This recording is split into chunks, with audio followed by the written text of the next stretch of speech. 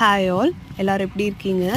இன்றைக்கி வந்து சப்பாத்திக்கு சிம்பிளாக ஒரு சைட் டிஷ் தான் பண்ண போகிறோம். இது நான் யூடியூப் ஷார்ட்ஸில் இருந்து தான் பார்த்தேன்.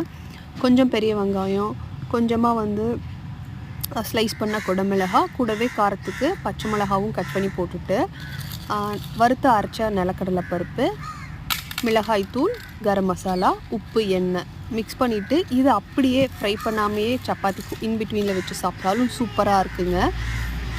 இல்லை அப்படின்னா இது கூடவே கொஞ்சம் எண்ணெய் ஊற்றி சீரகம், பூண்டு, இஞ்சி இதெல்லாம் போட்டு ஃப்ரை பண்ணிவிட்டு அந்த கலக்கி வச்சதை எடுத்து மிக்ஸ் பண்ணி கூடவே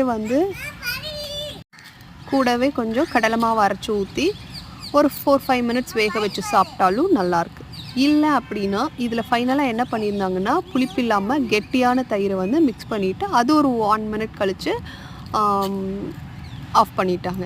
எனக்கு வந்து கடலை மாவோட மிக்ஸ் பண்ணிவிட்டு வந்த ஃபைனல் டச்சே ரொம்ப பிடிச்சிருந்துச்சு. ரொம்ப ஈஸியாக பண்ணிடலாங்க. ஒரு மேக்ஸிமம் 10 மினிட்ஸ் தான் எடுத்துச்சு. கண்டிப்பாக ட்ரை பண்ணி பாருங்கள். ரொம்ப சூப்பராக இருந்துச்சு. ரொம்ப நேரம் எடுத்து பண்ணுறதுக்கு பதிலாக ஒரு சப்பாத்தியே இருந்தாலுமே ஒரு 5 மினிட்ஸில் ஒரு 10 மினிட்ஸில் நம்ம வந்து ஒரு குருமா ரெடி பண்ணிடலாம். Bye by.